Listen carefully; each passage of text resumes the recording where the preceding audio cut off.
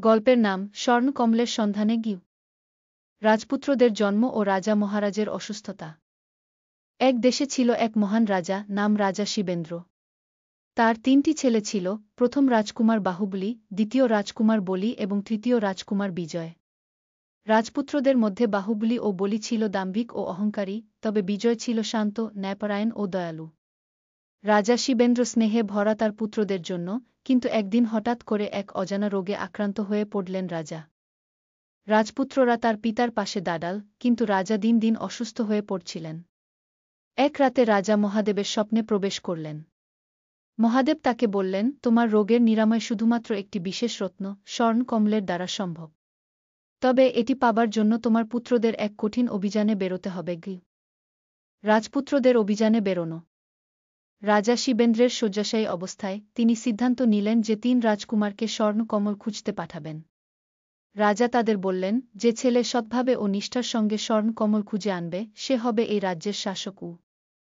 বাহুবলী ও বলি খুবই অহংকারী হয়ে বলল, আমরা এই দুঃসাহসিক অভিযান সহজেই সম্পন্ন করব, কারণ আমাদের সাহস এবং শক্তি অপরিসীম। তারা ছোট রাজকুমার বিজয়ের সহায়তা নিতে রাজি হয়নি।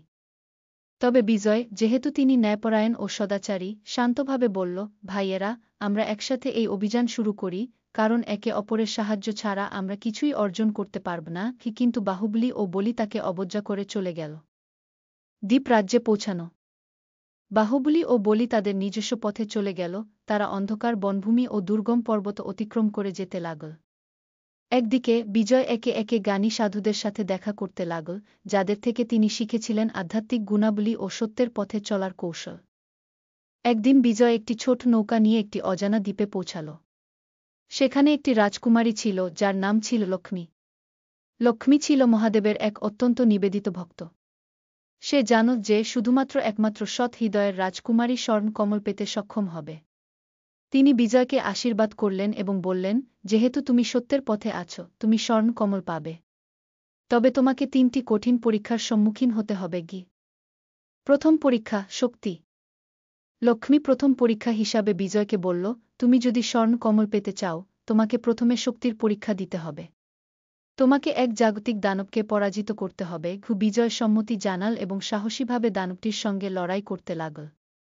সে তার শুদ্ধ আত্মা এবং শক্তির মাধ্যমে দানবটিকে পরাস্ত করে।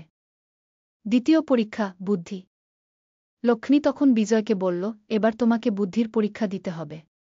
এখানে একটি জটিল ধাঁধা আছে, যেটি শুধুমাত্র একজন সত্যিকারের বুদ্ধিমান ব্যক্তিই সমাধান করতে পারবে। বিজয় ধাঁধাটি সমাধান করে দেখিয়ে দিল যে তার হৃদয় এবং মস্তিষ্ক একসঙ্গে কাজ করছে।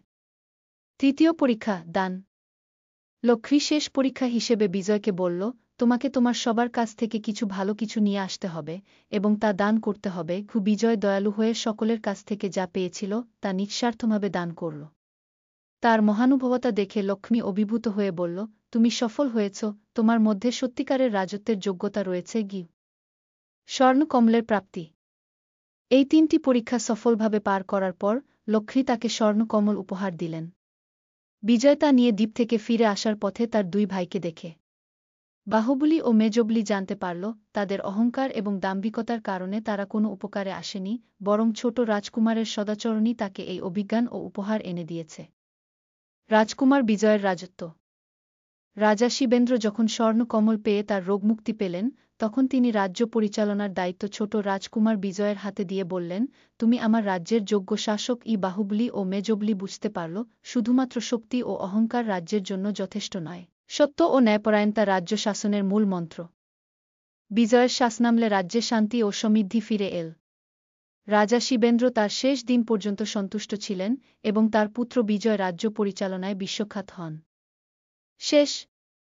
এই ছিল স্বর্ণকমলের সন্ধানে ধারাবাহিকের প্রথম কিছু পর্ব। প্রতি পর্বে থাকবে নতুন নতুন পরীক্ষা, চরিত্রের পরিবর্তন এবং রাজকুমারের সাহসী পদক্ষেপ।